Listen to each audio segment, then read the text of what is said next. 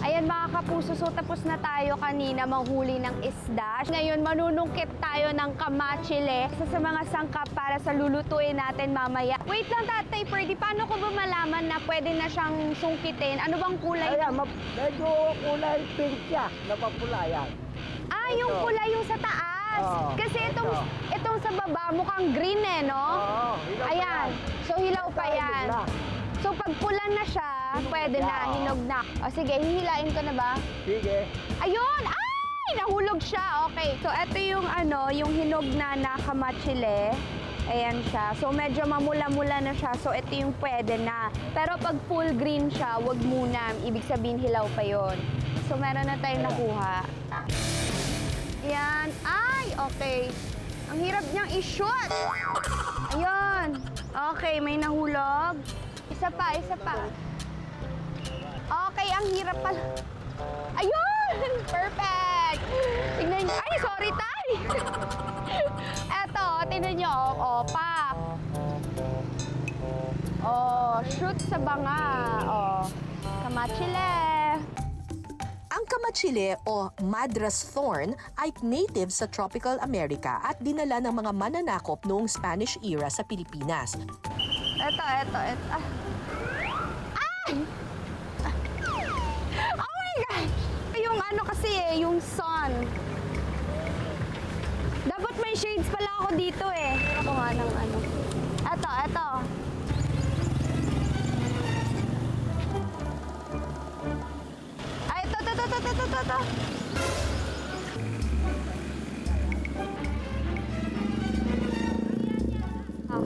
Ayaw tayo. Wait, sige. Let's go tayo! Moral support tayo. Kaya mo yan. Oh, ako na, hihila. Wow, siya yung nanghirap pero ako yung... Ay! Oh, diba? Perfect! Asan na yun? Laki! Di pa ako nakakatikim ng kamachile in my life. So, eto, for the first time dito sa show na to, titikman ko siya. So, ayan.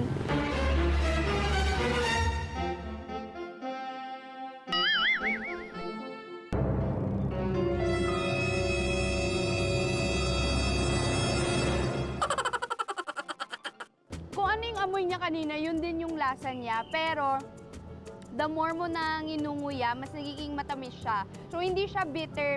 Hindi din siya sour eh. Medyo sweet talaga siya and bland yung taste. So, interesting. Pero ayun na nga, tara, lutuin na natin siya mga kapuso. Let's go! I'm excited to try it.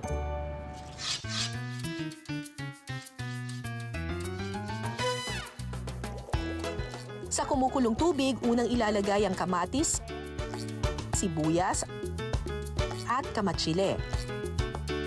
Takpan muna po natin ng ilang minuto para po ito kumulo po uli.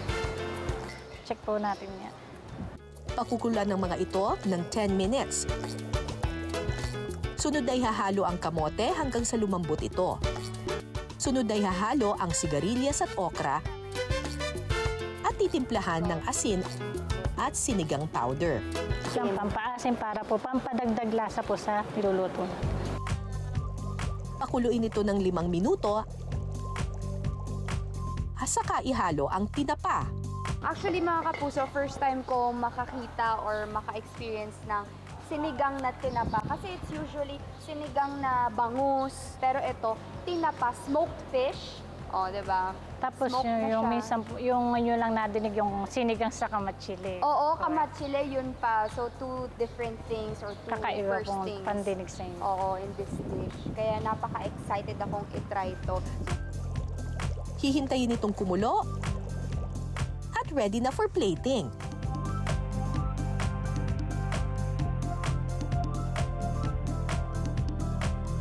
Okay, I'm so excited. Gutom na ako actually. Kanina pa. Charot! Okay. Pero ayun, una muna yung sabaw. Ito yung gusto ko eh. As I expected, syempre sinigang, maasim siya. Ang pagkakaiba niya sa typical na sinigang na isda is that may smoky flavor to. Dahil smoked tinapa yung ginamit natin, so nalalasahan mo yung smokiness niya, which is masarap and may kakaibang twist siya. Masarap siya. In fairness. Ayan. So, lagay tayo ng kamatsile, ang ating fish. Maglalaway ako. Cheers.